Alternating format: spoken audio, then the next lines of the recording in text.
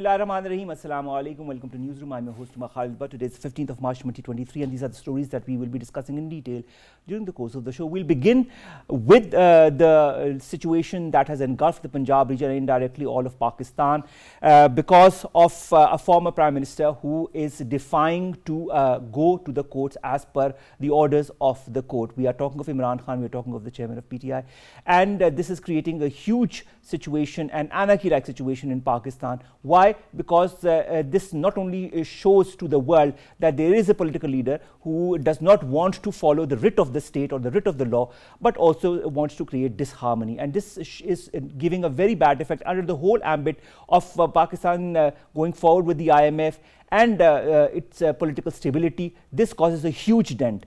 And this is going to be our first story. Our second story of the day, ladies and gentlemen, concerns the first International Day to Combat Islamophobia that is being observed across the world today. The US Secretary General, United Nations Secretary General Antonio Guterres, in fact, has said in his message that the day is a call for action to stamp out the poison of anti-Muslim hatred. And we've seen so much of that coming from India for the Muslims of an illegally occupied Jammu and Kashmir, for the Muslims elsewhere. We see that in Palestine, what is happening by the Israelis and the Israeli government. There's a whole image of Muslims and Islam that is being negatively portrayed by certain elements in the world that want Muslims to not succeed and their name to be obliterated one way or the other. This is going to be our second story, and then we are going to talk about a Russian fighter jet that has collided with a US drone, causing the unmanned US aircraft to crash into the Black Sea. That was said by the American military. Let's begin with our first story, ladies and gentlemen, and that concerns the situation that we all have been witnessing since yesterday. A former Prime Minister of Pakistan refuses to go to the court, refuses to surrender himself to the court as per the orders of the court. Not once, he has been called more than once, but he has always tried to evade going to the court for reasons best known to him. But the way the situation has escalated and the way his followers are trying to also create a very ambiguous situation as far as Lahore is concerned and elsewhere is portraying a very, very bad and a very negative image of Pakistan, not only nationally but also internationally, in the whole context of a deal with the IMF that is about to go through in the next few days, and of course our relations with the international world that are now being questioned because of this very situation that has come up because of the attitude of a former Prime Minister and the chairman of the PTI. We've been joined in the studios by Barrister Safi Ghauri. He's a political analyst. Safi, thank you very much to have joined us. Safi, if you look at some of the key developments, PTI workers are there outside of Zaman Park and they have had clashes with the police. Around 54 police officers have been injured as per the reports. Also, police did push towards the residents, but they are being pushed back by these same youth that represent the Pakistan Tehreek-e-Insaf. The former Prime Minister says the real intent behind the arrest is to abduct and assassinate him, and he pins the hopes on establishment of judiciary to end this farce. Quote unquote, I have to give both sides of the story. But Safi, being a layman, looking at the whole situation, before I come to the whole judicial aspect of it, why can't a leader of a political party go to a court? We have seen Nawaz Sharif Saab go to the court, we have seen Asif Ali Zardari Saab go to the court, we've seen Maryam Nawaz go to the court. Is Imran Khan Saab an exception? Absolutely. I don't for the life of me understand. So the only sensible logical conclusion that one can reach regarding the mob that is outside Zaman Park right now is that they want a separate law to be made, a law that exempts Imran Khan from all sorts of court proceedings, all sorts of legal charges, and a law that says that everything that Imran Khan says is to be taken as the gospel truth and as the law itself. This is honestly the only relevant logical conclusion that one can reach if one was to see how aggressive they are and what they want. Because they're making it look like there's an attack on Imran Khan's house. It's not an attack. It's an implementation of the court's orders. Imran Khan was ordered to come to the court more than 50 times. And 50 times is way more than the courts would have given to any normal Pakistani like myself. I would have been put in jail had I not come the third time. And also any other leader. I mean, if you look at the past, all the other leaders have gone to the courts as per request. As per request. And Imran Khan continued to refuse, Dozens of notices were sent. Those notices then eventually became from bailable to non-bailable arrest warrants. There's a process of the court, and this process was stretched on beyond normal court leniency for Imran Khan. For one individual, this was stretched on because because he's considered to be at least somewhat of a leader. And then after all of this happened, the courts were literally left with no option. It is written in the book that if you do not appear, then you are supposed to issue non-bailable arrest warrants. When non-bailable arrest warrants were issued for the first time, he went to the Islamabad High Court and he pleaded that he needs more time to come. The Islamabad High Court gave him more time. He did not go that time. Then once again, the police went to his house to arrest him. This was last week. Once again, he pleaded to the court, gave a promise to the court stating that he will come on the 14th of March, which was yesterday. And then once again, when he did not go yesterday to the court, that is when the police went, because he has now gone back on his own word to the court twice. And it's important to mention that whereas he keeps talking about plots to assassinate him, it is necessary to mention that he is still submitting to the court that he will come to the court on the 18th. What's going to happen on the 18th? Is that assassination plot going to disappear suddenly? You know, is his life not going to be in threat anymore? Why is the former Prime Minister Imran Khan so afraid? What is he so afraid of? When he was in power, he made all the other leaders go to prison, go to the courts. They all went. They all abided by the law. Can he be an exception? Can he be called an exception? And if so, isn't he setting a very bad precedent? This is the problem. This is exactly what the judge of the Anti-Terrorism Tribunal said to Imran Khan's lawyer. He said that, you call your party, Pakistan Tehreek-e-Insaf, the party of justice, and you send there on your pulpit preaching to the public of Pakistan about how wonderful the West is, and how in the West, if a judge gives an order to even the prime ministers, they would show up, how there is absolute equality in the law, and there is no division between those who are the powerful and those who are the ordinary. And yet it's very clear that he himself is refusing to abide by Pakistan's law.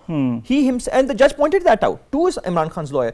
And in fact, even today, it's necessary to mention that he has once again, of course, applied for an extension in the Islamabad High Court, and the Chief Justice of Islamabad High Court, Amir Farooq Saab, said to Imran Khan's lawyer that this is all the doing of Imran Khan. This is not on the government.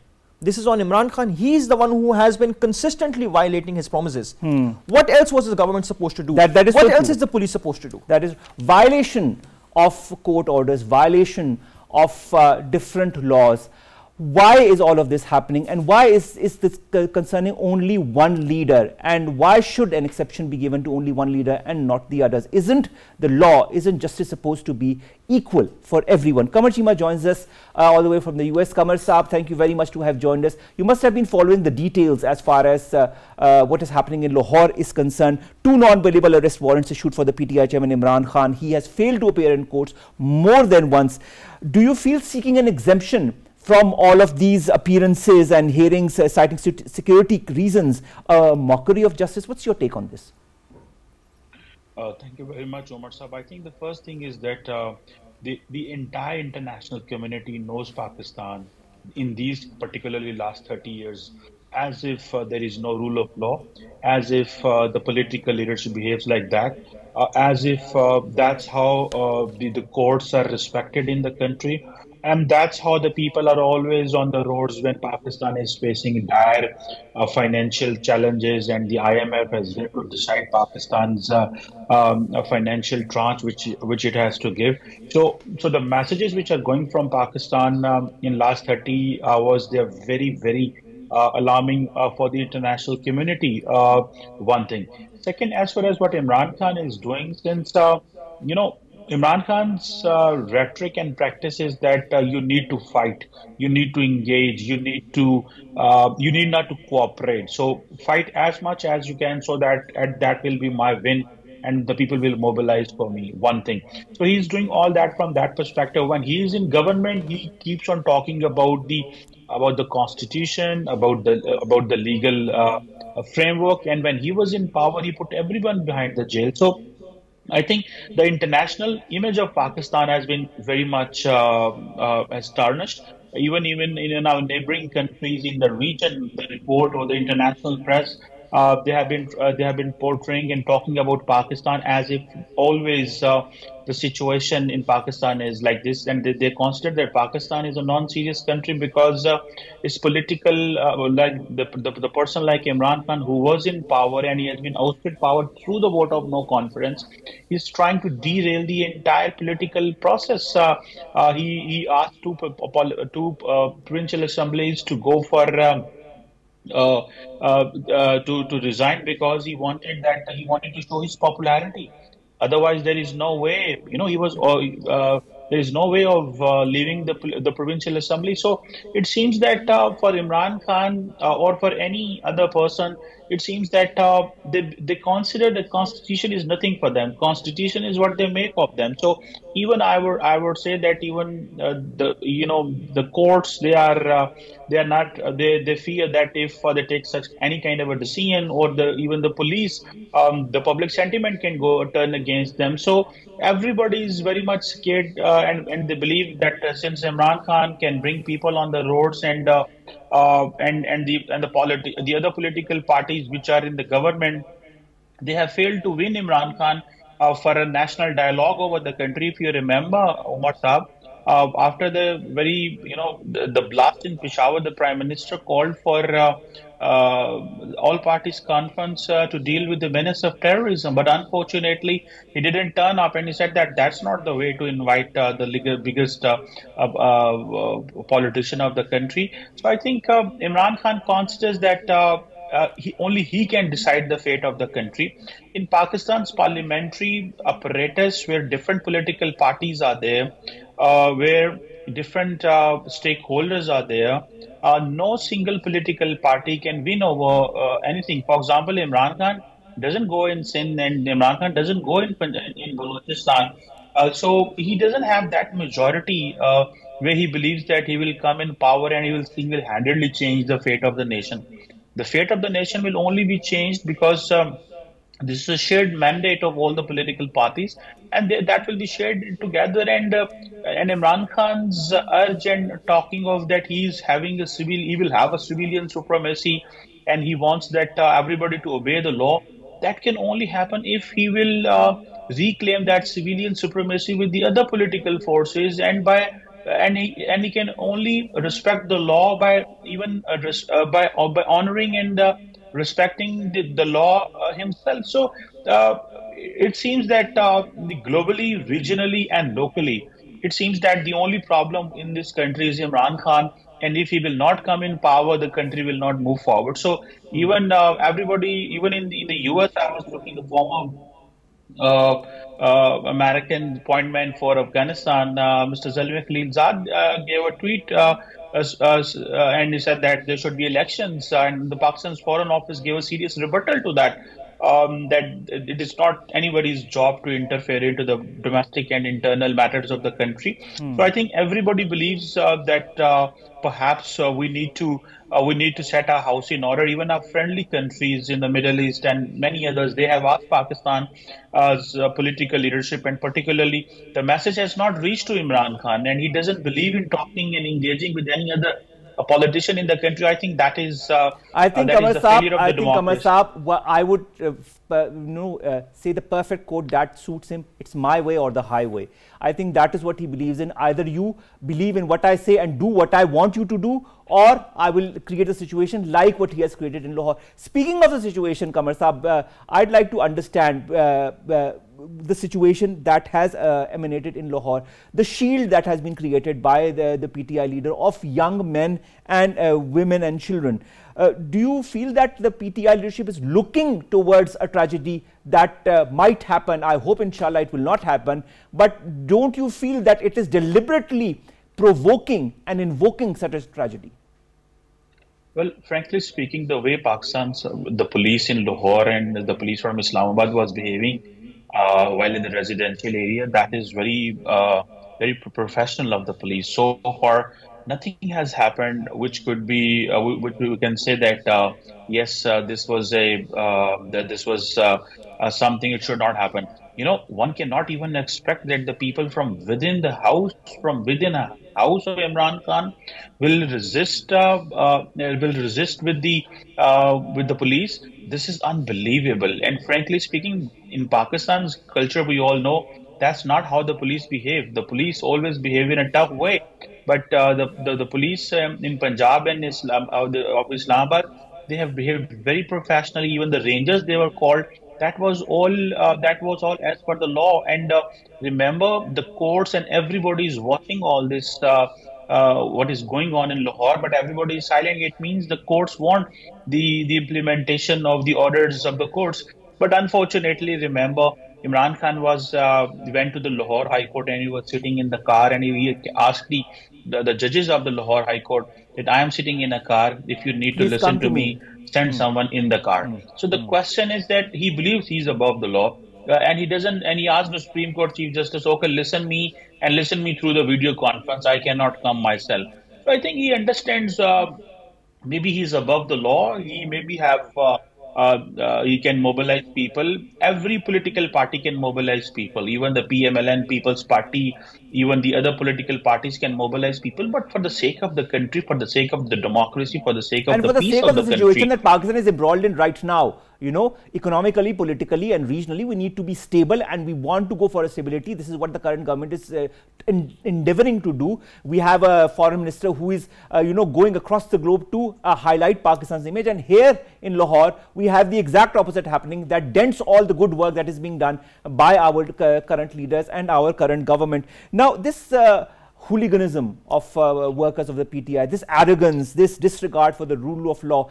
I asked Barrister Safi as well, this strange and very negative precedent that has been set by the PTI, what needs to be done now? I mean, how can this be reverted in one way, or can it be?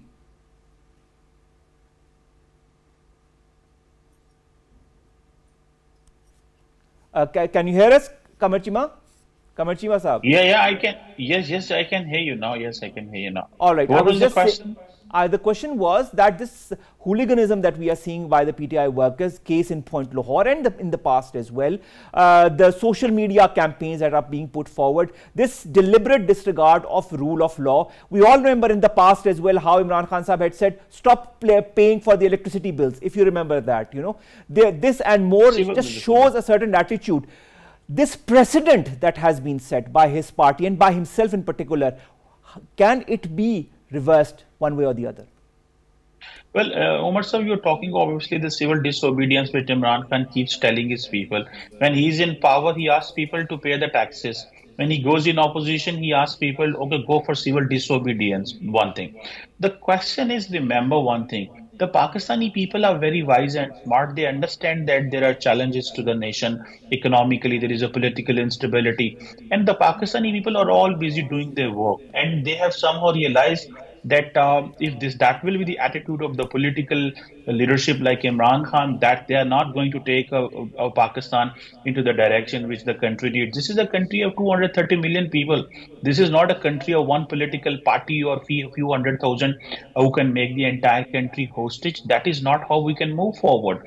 So, and above all, for they talk about revolution, they talk about everything. For revolution, you need to have 3-4% of the population outside on the roads of the entire country. So Imran Khan has failed to even gather, 100,000 people so far in one gathering. He's a popular politician, but that doesn't mean you play with the constitution.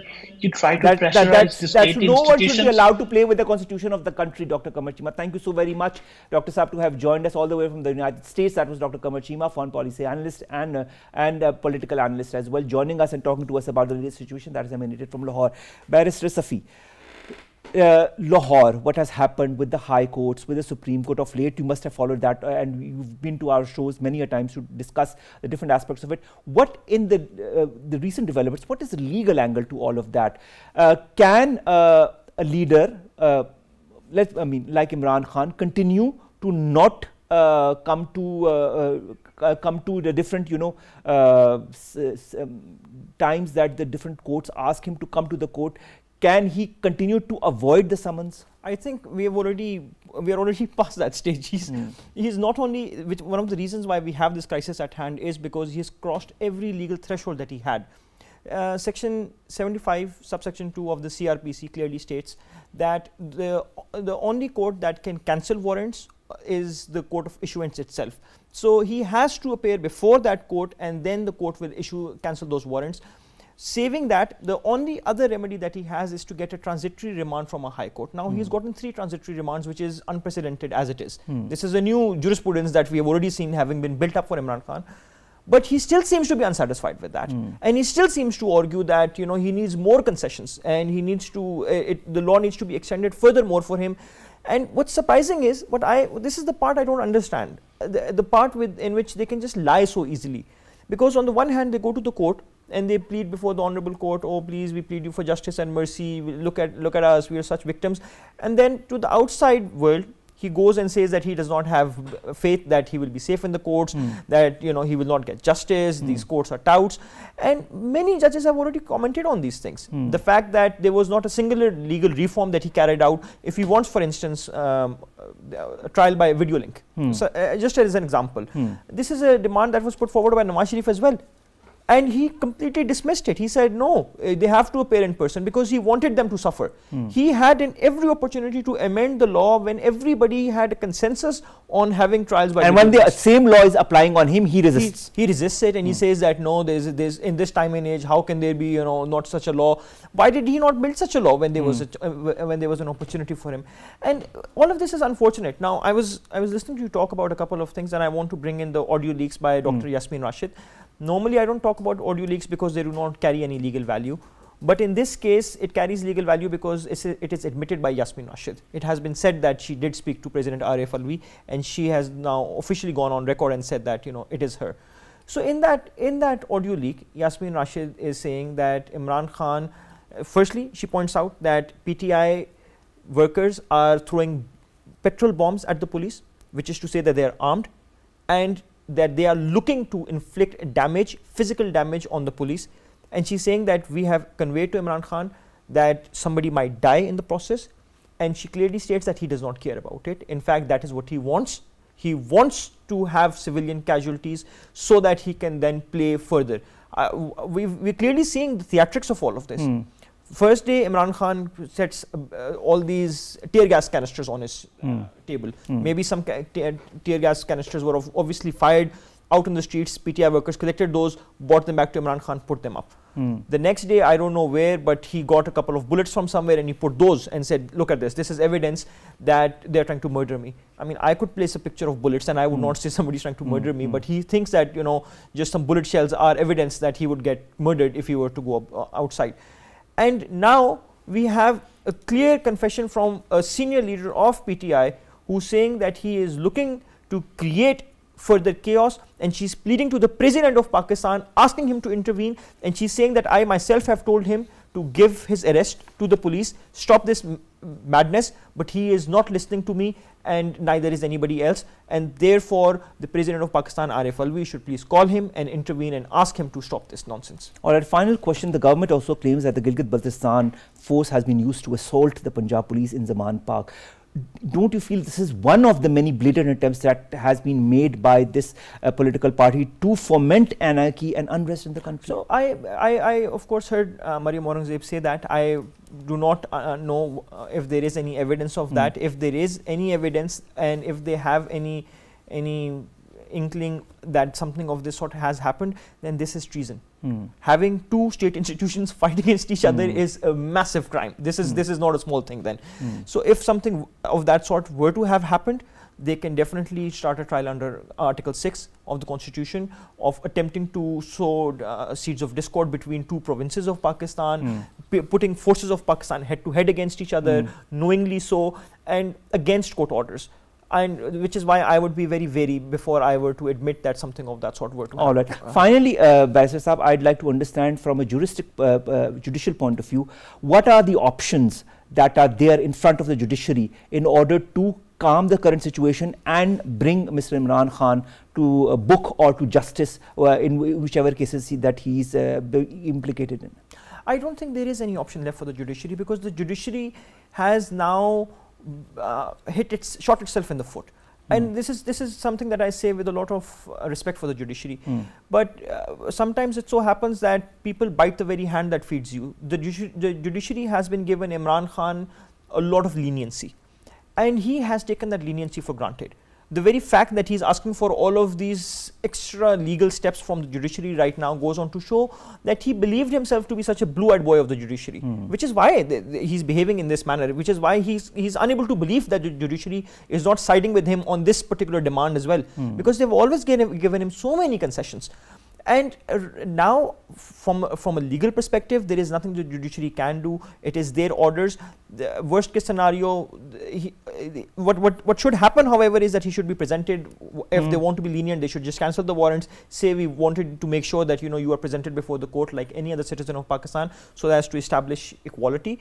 However, the fact that he's now refusing to come, the judiciary is now going to just sit and wait and hope the law enforcement agencies enforce the law which the judiciary has ordered. All right, thank you so very much, Barrister Safi, Ghauri, to have joined us and to have given us different angles to this development that has come in Lahore since yesterday. We just hope and we just wish that sanity prevails and that the normal route the normal path that needs to be taken by this leader of the political party is taken, because the more you foment this anarchy, the more it creates instability. The more you create this instability, the more Pakistan's image gets destroyed nationally and internationally. So I really hope that this party and its leadership understands the implications of what it is involving itself in. Thank you so very much, Barrister Safi, to have joined us. Our second story of the day, ladies and gentlemen, concerns the International Day of against Islamophobia, and this is the first time that this day is being celebrated across the world. Islamophobia, as we very well know, is something that is rampant across the world, and Pakistan has been highlighting that. It is because of Pakistan's efforts that this day is being celebrated across the world. More in the following report.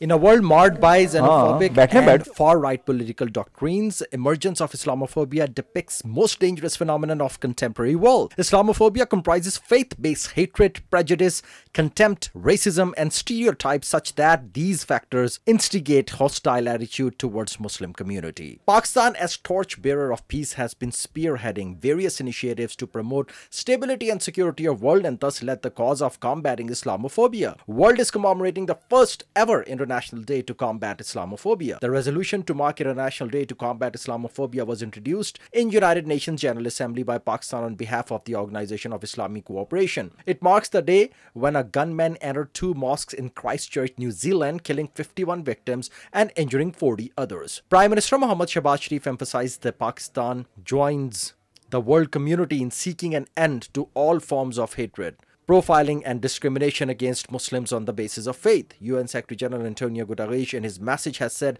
that the day is a call for action to stamp out the poison of anti-Muslim hatred. It is a landmark development that world is finally recognizing the grave challenge confronting the world of Islamophobia, respect for religious symbols and practices, and of curtailing systematic hate speech and discrimination against Muslims. Dr. Farah Naz, who is a foreign affairs expert and analyst, joins us online. Dr. Farah, thank you very much to have joined us. Dr. Sahiba, the first International Day against Islamophobia being observed today, that too because of the efforts that Pakistan has made in this very regard. How would you categorize Pakistan's efforts to highlight to the world what Islamophobia means and how it needs to be tackled?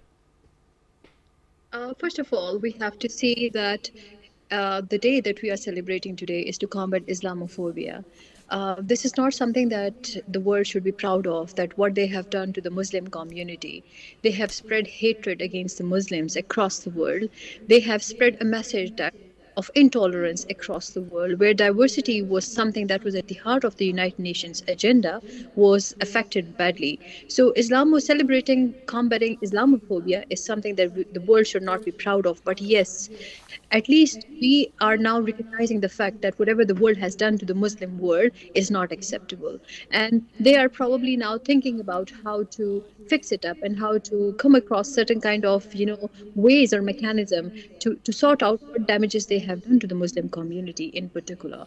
But I would say it's more like, I was reading somewhere that Islamophobia is just like an epidemic. And in that epidemic of hatred, intolerance and forgiveness towards the Muslim community has reached to that level that it cannot be undone at this level. And to undo that, they require lots of policy reforms. They need to require lots of immigration reforms. They need to require lots of alliances reforms, that they have to revisit whatever they have been doing in the past 1 or 2 decades, which is, I think, a comfort for the world to look after at this stage. Dr. Farah, what, in your point of view, are the reasons behind this anti-Muslim hatred that are escalating with every passing day? I think ideological concerns have always remained a major concern in the history of the societies, and this is quite recognized that whenever there is a change in the society, the change is never acceptable. We have seen the way from Judaism to Christianity to Islam and to other religions. We have seen whenever a change was coming up, that change was not accepted. But when we speak about 3 major religions, that is Judaism, Christianity and Muslims, both are belonging to one and the same origin, that is Almighty Allah. And the way things are coming to us is through revelations and through the holy books. So we have something in common. If you take my perspective on why there is a hatred against Muslims and not against other communities, I think it's vice versa. If you hold certain grievances towards a particular community, they will hold on those similar sort of grievances against you as well. So it's like tit for tat kind of thing. But unfortunately, I would say Islam and Muslims particularly, they believe in the message of peace and tolerance, which we have been promoted and projected through our Prophet Muhammad, may peace be upon him. But the way the world has, dealing with the Muslim community and Muslim societies, it's something very unacceptable, unfortunately. And when it comes to the way, a Muslim girl or a girl child in a Muslim society, when they have to live their lives in different countries where Islam is not the prominent religion, there they face lots of problems and consequences, where the way they are dressing up, the way they are talking, the way they are performing their religious concerns, they are not allowed to do so. While all other communities and religious people, they are allowed to profess and to practice their religion according to the needs and time. But why Muslims are targeted is something really, really strange and weird. I would say is when the world is talking about that it's kind of okay because they were affiliated Muslims with 9/11 and terrorist activities. I think it should be individual thing. If somebody steals something from someone's house or shop, that person needs to be penalized, rather than the entire community should be penalized for this act. So whoever do something against any community, that person needs to be punished for the offense that they commit per the legal requirements of their country or their constitution. But they cannot umbrella it on the rest of that society. This is what unfortunately happened to the Muslims across the world. And I clearly remember wherever there was a bomb blast happening in any part of the world, we were always thinking that and praying to God that, please God, it should not be somebody coming from the Muslim society or Muslim community. Because we know if it is any Muslim getting remotely involved in such kind of incident, either, and here, Omar, we have to see the difference between practicing and non-practicing Muslim. It does not matter. Somebody with a Muslim name coming with the name of Muhammad or something, they're going to be labeled as a terrorist. So this is something really bizarre, and this leads towards hatred and extremism in the society. And I would say is we always talk about polarization in society. Unfortunately, the Muslims in the entire community of the world have been polarized with the notion that they are terrorists, which is completely unacceptable. And this is not the case. So this is wrong justification of the communities, the way they were dealing with the Muslims in the world. All right, Dr. Farah, I'd also like to understand, Mr. Antonio Guterres, who's the Secretary General of the United Nations, made a very important plea on this very day. There's a whole big message as far as what he said about Islamophobia and how we need to counter it. He says we must counter the forces of division by reaffirming our common humanity. He also says discrimination diminishes us all, and it is incumbent on us to stand up against it. How and in which manner, in your point of view, can we do that? I think discrimination needs to be taken care of and they needs to be removed. But first of all, speaking of the General Secretary's statements, I think this is time to speak about the damage the world has done to the Muslim community, the damage they have caused to all those peoples whose lives have been affected very, very negatively and who are reaping the cost of someone else's hatred towards the Muslim community. Many people are not able to live a normal life and they are going through various phobic sort of environment which they do not deserve to be living in that setup. So in that situation, it's time to talk about, to communicate, to discuss what damages they have caused to the Muslim community throughout the world, where many people are and many students, they are not able to go to their schools because the way they were bullied and they were harassed in the schooling system, in their colleges and in their universities. The way hijab was taken off from the girl child, that you cannot wear this because you are a terrorist, you need to go back to the country that you belong to.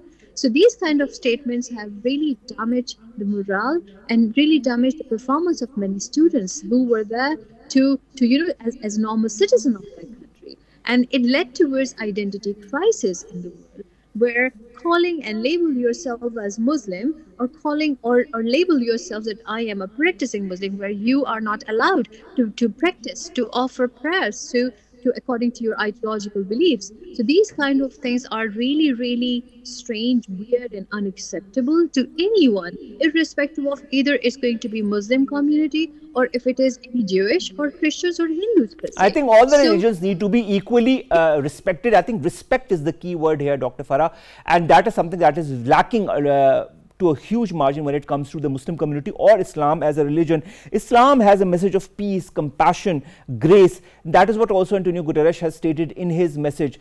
Then why is there a discrimination if this is the message that is being given? Is it because of certain elements that have tried to highlight Islam in a very negative light? There are certain publications that have played a very efficient role in that. There is a neighborhood country that has tried its level best also through social media and websites, and that was also something that I discussed recently, to highlight and to propagate Islamophobia or this hate for Muslims. In fact, the whole policy of the BJP is based on this hate for the Muslims and the Muslim community.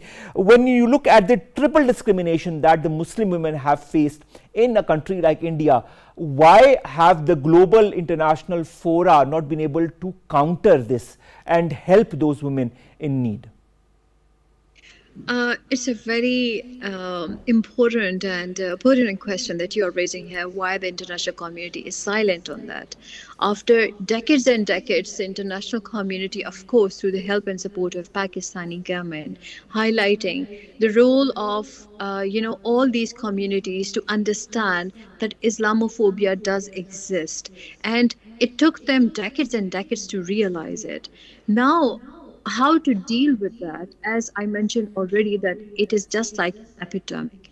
And the way when we were going through COVID-19, the pandemic, we knew that we cannot deal with it in isolation. We have to cooperate with one another by keeping the distances and individually taking care of everything. And on top of that, taking our roles very seriously. Same is the case in Islamophobia. All states have to take their roles very seriously. And I would say it's not only about Muslims alone. It's about anyone and everyone who are marginalized in the societies, who are marginalized in the communities, international community and local communities. They need to be taken care of. And the international community in particular needs to realize the fact that the way some people are mistreated in different countries and they belonging to a specific ideological belief, according to the constitutions of those countries, they have the right to practice any religion they feel like, anything they accept and adopt for themselves according to the constitutional rights, they can do so. So they have the rights to do it.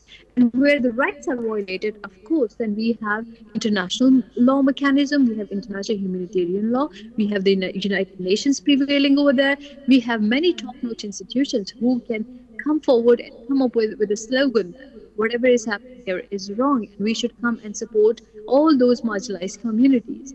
if they are not doing it, this means they are not performing their roles and responsibilities carefully, and they are not doing what is required of them. And unfortunately, this is what is happening in today's world. Dr. Farah, would you equate Islamophobia with racism? Of course. Islamophobia, xenophobia, racism, they are one of the same categories.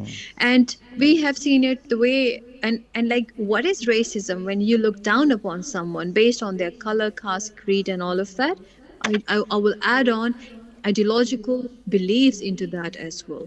And if somebody is liberal and they are looked down upon, if somebody is conservative, they're looked down upon, it's racism. Nobody has the right to criticize someone for whatever they're doing unless and until they get into conflict with someone else's rights and liberties. So if I am not interfering into the affairs of someone else, no one has the right to criticize me for who I am and what I do.